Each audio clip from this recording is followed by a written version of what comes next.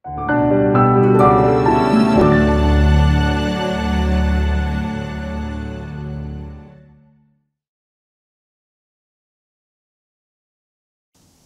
ibu dan bapak, suster, bruder, frater, kaum muda, remaja, dan anak-anak yang terkasih dalam Kristus.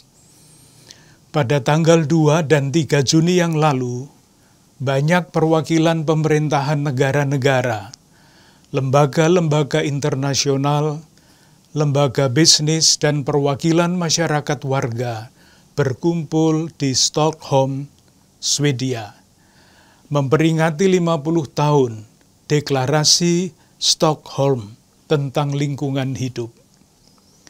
Kesempatan itu juga digunakan untuk membicarakan sejauh mana keprihatinan bangsa-bangsa tentang keadaan lingkungan hidup itu sudah ditindaklanjuti. Konferensi Perserikatan Bangsa-Bangsa tentang lingkungan hidup di Stockholm tahun 1972 itulah yang menjadi dasar tanggal 5 Juni dinyatakan sebagai Hari Lingkungan Hidup Sedunia. Hari penting agar umat manusia terus diingatkan untuk memelihara bumi sebagai rumah bersama. Peringatan Hari Lingkungan Hidup Sedunia itu mengambil tema planet yang sehat demi kesejahteraan bersama, tanggung jawab, dan kesempatan kita. Dibicarakan 3 masalah lingkungan hidup yang mendesak untuk diperhatikan dewasa ini, yaitu pemanasan global dan perubahan iklim, kehancuran alam dan hilangnya keanekaragaman hayati, serta polusi, khususnya polusi udara. Tanpa perlu terlalu rinci dikatakan, ketiga keprihatinan itu pun kita rasakan dalam kehidupan sehari-hari. Karena selama ini, manusia termasuk kita belum sungguh peduli. Perlunya kepedulian manusia itulah yang juga sangat ditekankan Paus Fransiskus dalam ensiklik Laudato Si pada tahun 2015. Paus Fransiskus juga menyatakan bahwa kita memerlukan pendekatan ekologis yang baru yang dapat mengubah cara kita tinggal di dunia, gaya hidup kita, relasi kita dengan sumber daya alam pada umumnya, dan cara pandang kita terhadap kemanusiaan dan kehidupan. Mengenai hal-hal itu, kita sudah banyak mendengar, bahkan mempelajarinya. Pertanyaannya adalah, apakah kita sudah sungguh mewujudkan kepedulian yang diperlukan agar bumi terjaga untuk kita manusia, untuk saudari-saudara kita yang lemah, miskin, dan menderita, dan untuk generasi yang akan datang. Saudari-saudaraku terkasih, hari ini kita merayakan Hari Pentakosta, Hari Kedatangan Roh Kudus. Lewat Injilnya, Santo Yohanes menyampaikan perintah Yesus kepada kita untuk mengasihi Dia. Yesus juga menyatakan bahwa Bapa akan memberikan Roh Kudus penolong yang akan mengajarkan segala sesuatu kepada kita dan mengingatkan kita akan semua yang telah dikatakan Yesus kepada kita. Roh itu akan memimpin kita ke dalam seluruh kebenaran, yang tentunya adalah kebenaran kasih. Salah satu segi yang amat penting dari kebenaran kasih adalah bahwa kita mengasihi Allah dengan mengasihi sesama. Dan bahwa apa yang kita lakukan bagi saudari-saudara kita yang paling hina, kita lakukan untuk Dia. Perintah ini sangat jelas, menyiratkan perlunya kepedulian kita kepada sesama, khususnya yang menderita, sebagai wujud kasih kepada Allah. Pada saat ini, kita diajak merenung lebih jauh. Apakah mungkin kita bisa peduli khususnya kepada saudari-saudara kita yang kurang beruntung dan umat manusia pada umumnya jika kita tidak peduli pada lingkungan hidup? Banyak orang lapar karena rusaknya tanah-tanah produktif. Banyak orang haus karena semakin kurangnya air bersih. Banyak orang sakit karena udara kotor.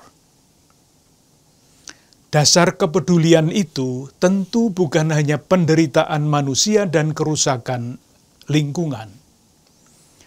Menurut keyakinan kita, sesuai dengan ajaran Rasul Paulus, Roh Kudus yang kedatangannya kita rayakan hari ini sungguh menyatukan kita semua sebagai saudari dan saudara.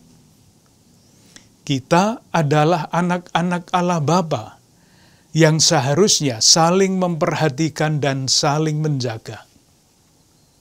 Kita semua adalah manusia yang diciptakan Allah dan tinggal di atas bumi sebagai rumah bersama.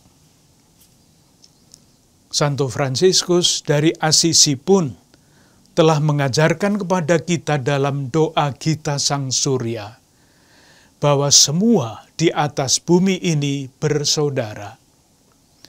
Matahari ia sebut saudara, bulan ia sebut saudari.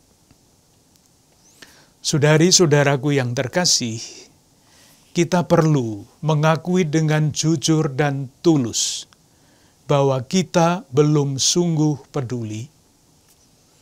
Karena itu, kita perlu terus berusaha untuk melakukan pertobatan ekologis yang lebih mendalam.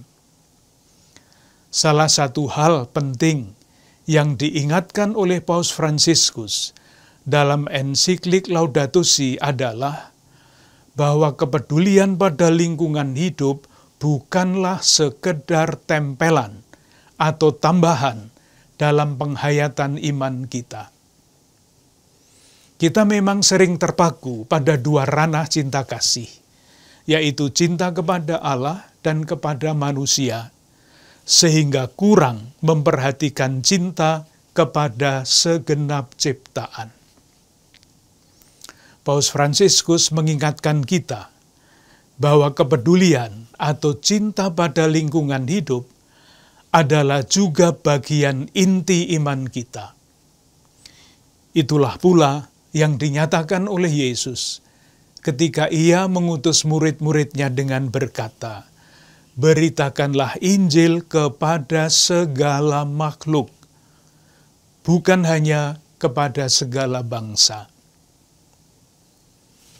Dengan memiliki kepedulian pada lingkungan hidup sebagai bagian inti iman, kita diharapkan bisa melihat segenap ciptaan Tuhan dengan segala keindahan dan keluhurannya sebagai pancaran wajah Allah Sang Pencipta, bukan sekedar alat atau sarana bagi kesejahteraan manusia. Cara berpikir bahwa alam ciptaan hanya sekedar sarana dapat menjadi pembenaran dari watak serakah manusia yang akan berujung pada rusaknya keseimbangan ekosistem. Pada gilirannya, kerusakan itu akan membuat manusia menderita.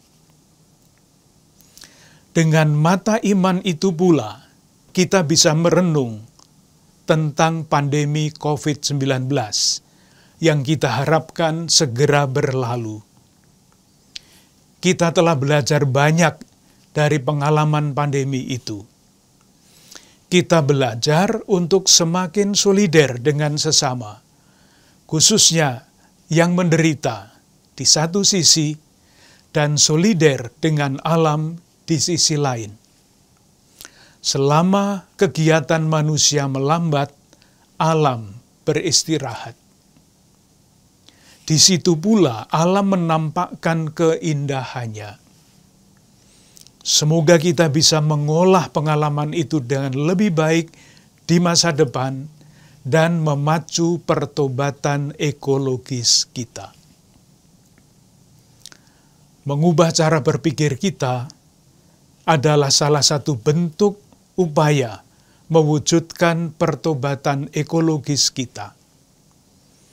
Jika kita sungguh mau terbuka, tentu Roh Kudus akan membimbing kita. Selain itu, upaya-upaya nyata perlu kita lakukan bersama, baik dalam lingkungan gereja, di sekolah, maupun di tengah masyarakat. Kita bukan hanya menyuarakan keprihatinan kita agar orang lain bertindak, melainkan kita juga perlu melakukan sesuatu yang nyata. Di tengah masyarakat, mari kita mendukung gerakan-gerakan yang sudah ada, atau memulai inisiatif yang baru jika belum ada. Gerakan untuk membuat ekoenzim, atau gerakan untuk mengurangi sampah keluarga, adalah beberapa contoh yang sudah ada. Dalam gerakan itu pun, bukan hanya lingkungan hidup yang mendapatkan manfaat, melainkan juga persaudaraan sebagai sesama warga masyarakat. Akhirnya, tidak lupa kita ucapkan terima kasih kepada pribadi-pribadi, keluarga, dan komunitas yang telah ikut ambil bagian aktif menumbuhkan kepedulian ini pada masyarakat. Terima kasih kepada lembaga-lembaga pendidikan yang telah menanamkan nilai-nilai itu pada para siswa. Terima kasih pula atas berbagai peran para ibu, bapak, suster, bruder, imam, dan frater, kaum muda, remaja, dan anak-anak dalam kehidupan Gereja Keuskupan Agung Jakarta yang kita cintai bersama, terutama dalam menjaga bumi sebagai rumah bersama.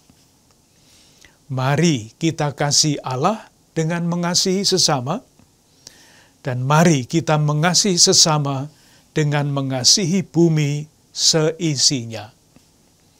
Berkat Tuhan selalu menyertai kita semua, keluarga-keluarga dan komunitas kita. Semoga Roh Kudus selalu membimbing kita, Bunda Maria dan Bapak Yosef selalu mendoakan kita. Tuhan memberkati.